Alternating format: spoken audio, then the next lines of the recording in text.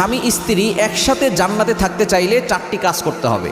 এই 4টি আমল যদি স্বামী স্ত্রী করতে পারে তাহলে আল্লাহ পাক রব্বুল আলামিন উভয়জনকেই একসাথেই জান্নাতে দিবেন।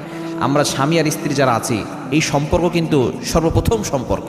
আমাদের বাবা আদম আলাইহিস সালাম এবং মা হাওয়া আলাইহিস সালাম দুজনকে একসাথে আল্লাহ পাক রব্বুল আলামিন জান্নাতে বিয়ের ব্যবস্থা করেছেন।